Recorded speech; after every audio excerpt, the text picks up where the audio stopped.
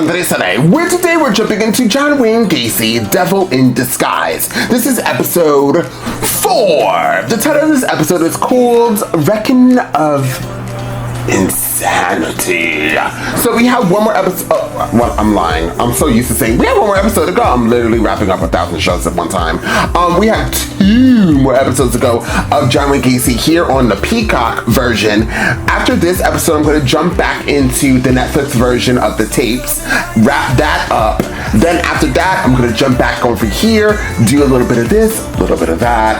We also have Killer Sally that we're doing. We have 2 episodes more of that show.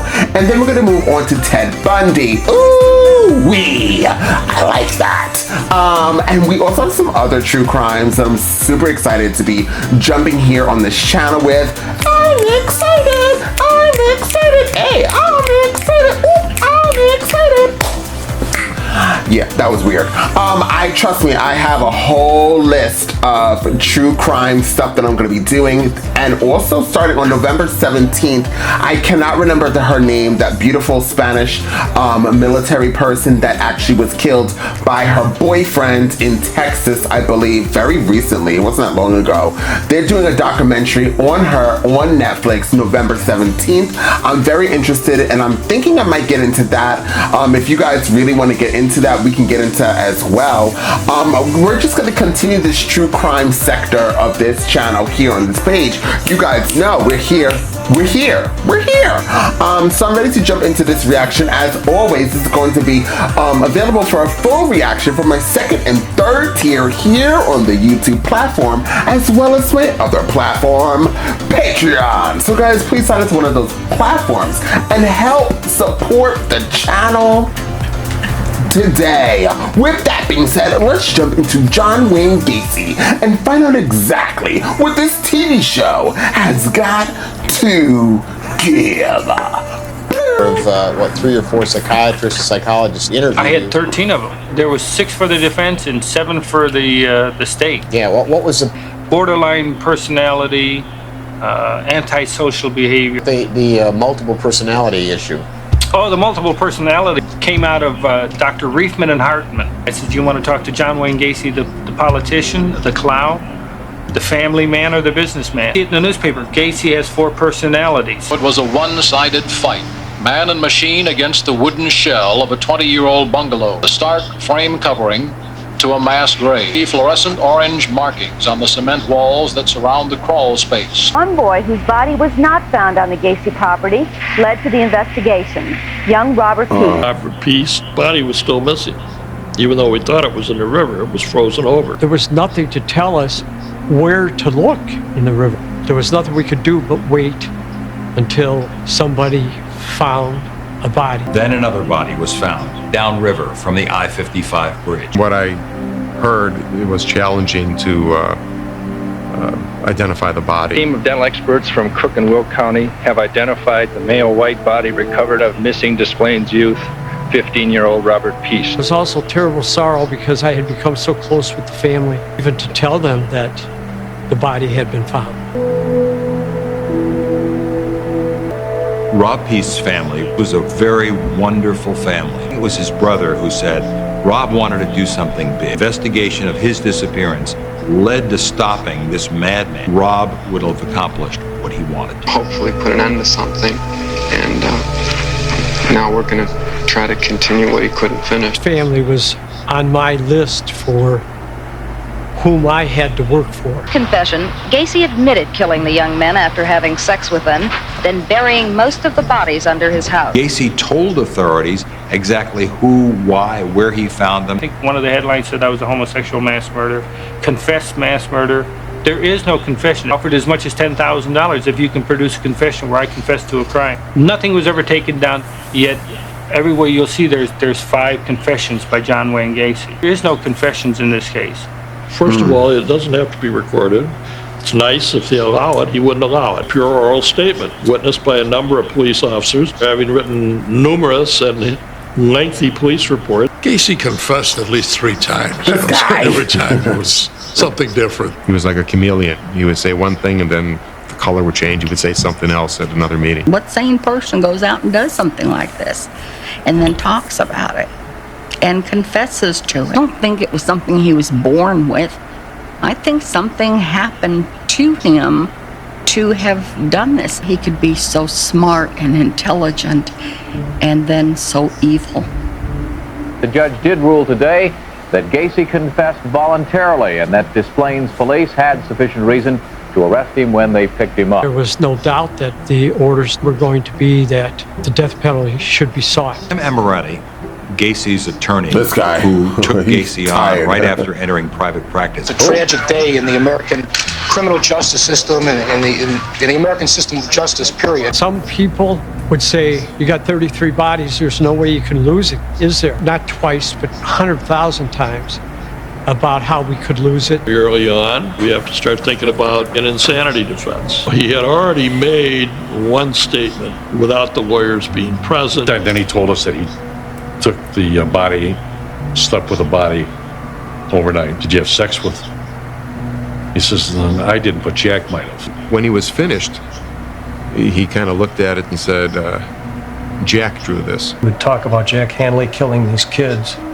He's trying to inject a multiple personality disorder. He's manipulating, conning, what he always does. I was told that the chapter on insanity defenses was bookmarked. He could get it into evidence. He was perhaps schizophrenic or had some mental disease or defect.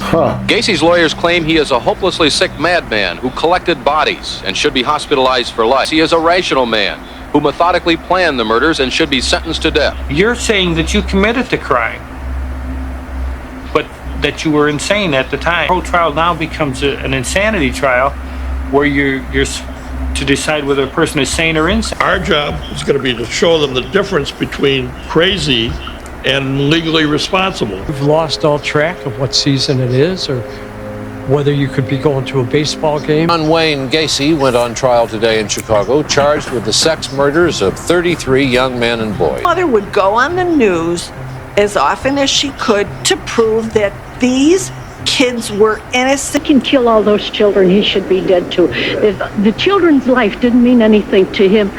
His life shouldn't mean anything to the society. There were a lot of parents that didn't come, but there were a small group. We came every day. Every Wednesday, I was at the trial. It was very emotional. They're sitting there listening to testimony on how their child got killed. One witness fainted on the stand when the prosecution team showed her a bracelet belonging to her son. He had to go on the stand and identify Gacy. That was very eerie to me. Father kept crying.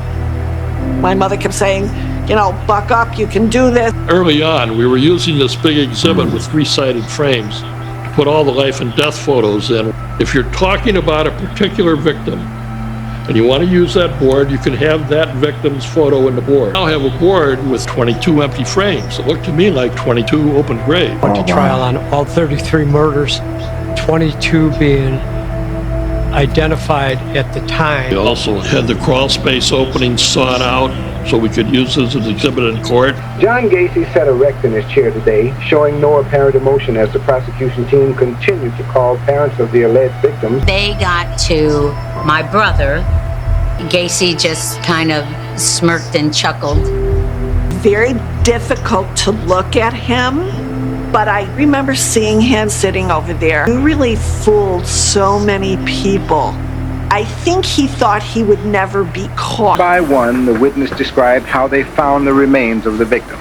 Many with a piece of cloth in the mouth, and some with ropes tied around the necks. He would do this trick with cuffs, and I know it came out that he did something with my brother's arms. He would put something on them so they would pass out.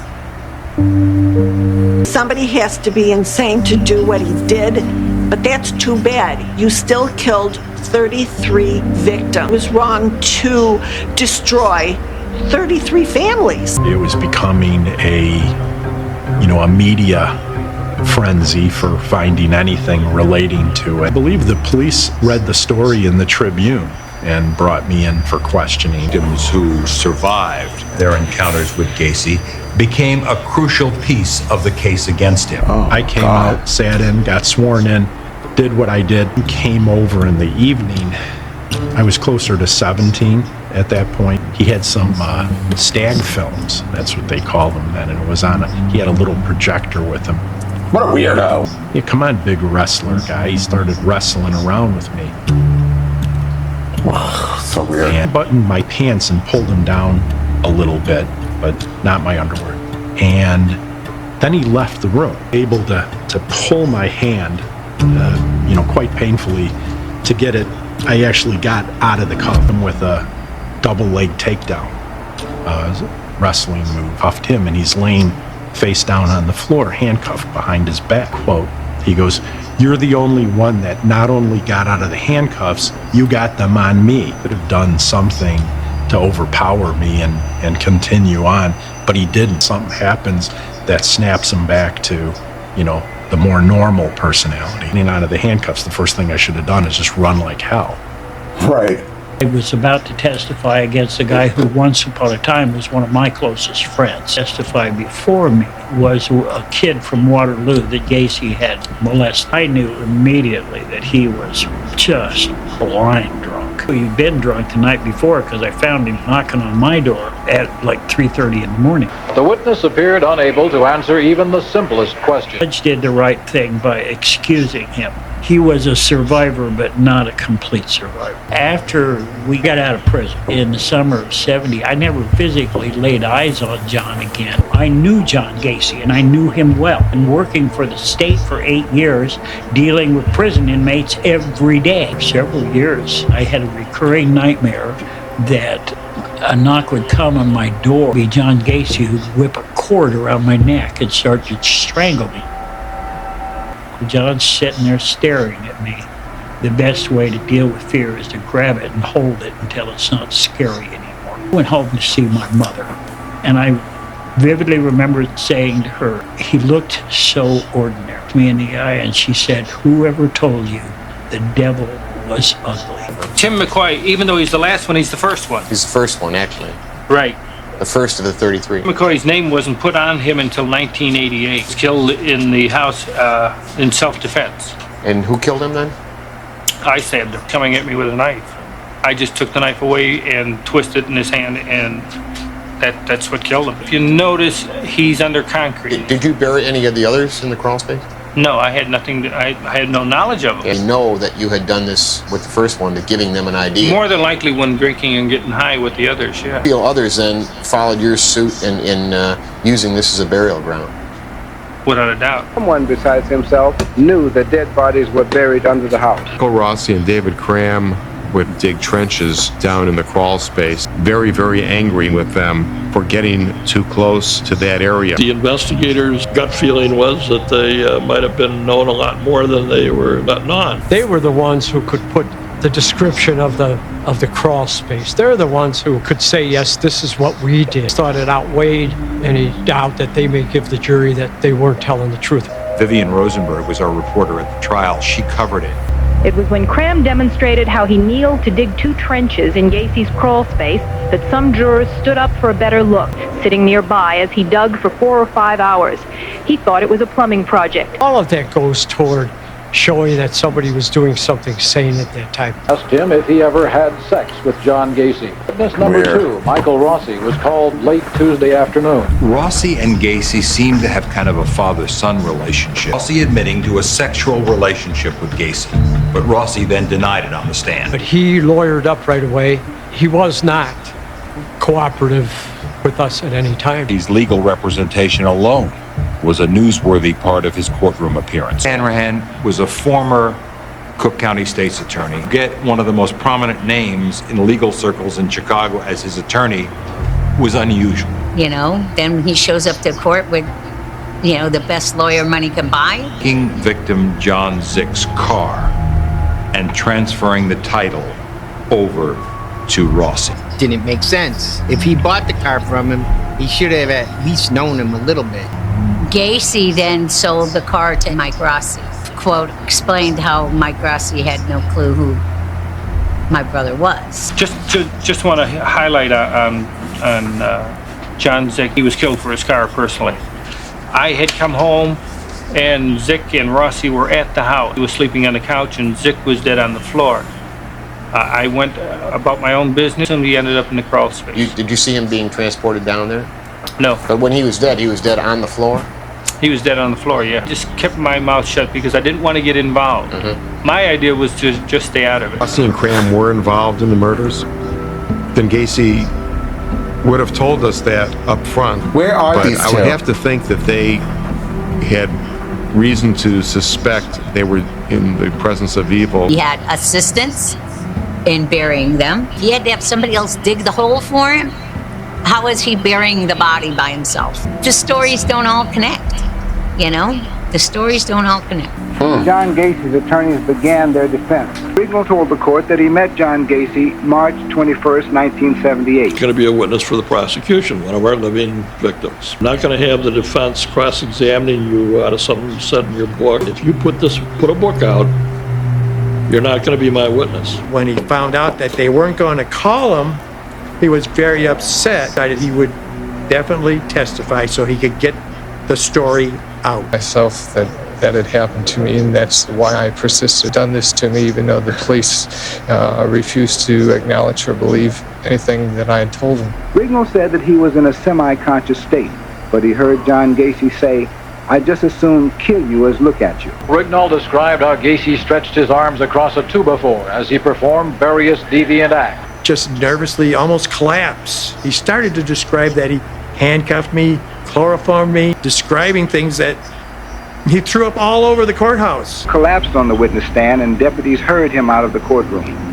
He told the court a third person was in the Gacy house the night he says he was raped. There was a doorway behind him, and it had a glass-type partition window in it. Tell that there was a light that switched on because it was darker, and then all of a sudden a little bit lighter.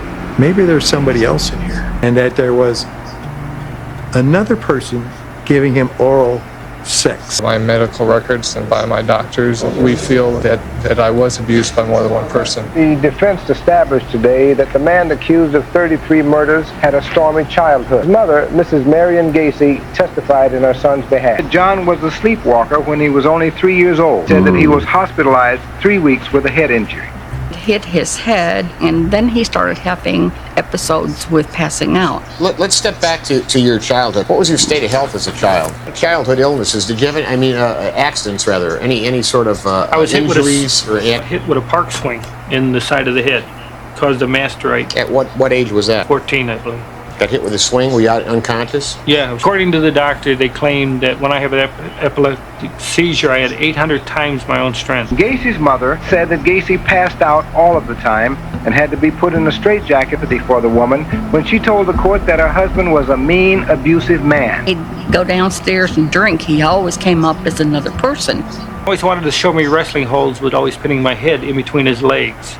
But at the time, I did not look at it as sexual. He was showing me wrestling holds. And sooner or later, the guy asked if he could take John to go to the movies. I remember my dad being extremely mad. He's going to shoot this guy.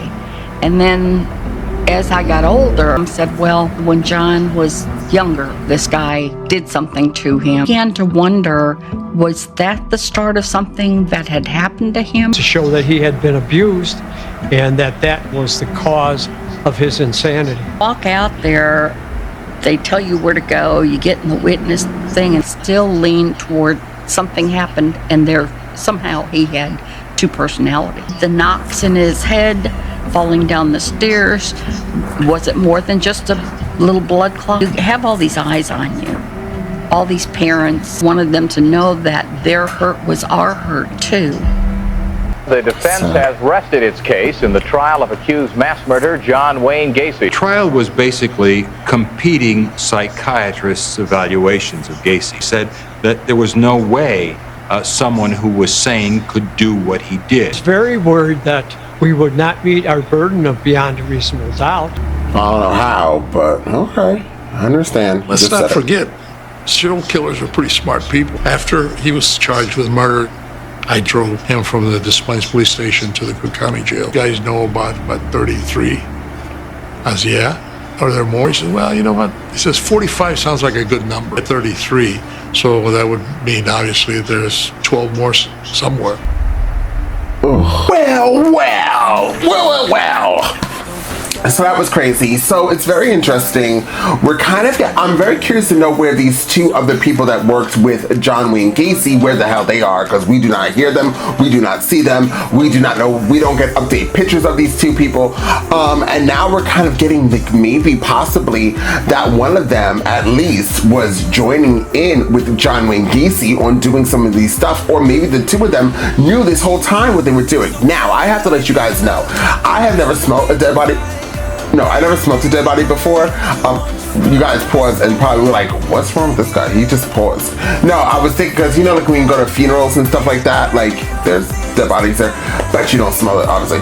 But so I don't know what it smells like, but I'm thinking that if you're in a crawl space and you're digging and whatever, and you're putting lime, so obviously that smell, I can only imagine what it smelled like. And there's 29 bodies down in this small crawl space. Well, was it that small? I don't know. Regardless, was there any air? I don't know what a crawl space is, but from what it looked like think of a basement kind of, but it was all dirt. So there's no air, there's no ventilation, there's dead bodies. You guys are putting like I couldn't imagine what it's like down there. And then like you're digging for 3 to 4 hours and you guys never hit another body. That's just weird. And if he couldn't get down there in general, how the hell did these bodies get down there? Just like that lady said. Very interesting. And then that other guy said he possibly thinks that somebody else was there with him, with John torturing him. So I don't know. Seems very suspicious. I did not know about this. But yes, very interesting. I'm ready for more. We're gonna get this story wrapped up. John Wayne Gacy was a crazy man, and now we hear that he might have split personalities. So woo-wee. Give me more, because I'm ready to learn more of this crazy ass man. With that being said, if you've seen this reaction and realize you are not subscribed, hit the subscribe button, so please like and share this content, because it does wonders for this channel. And I'll see you all next time on Andres El Rey.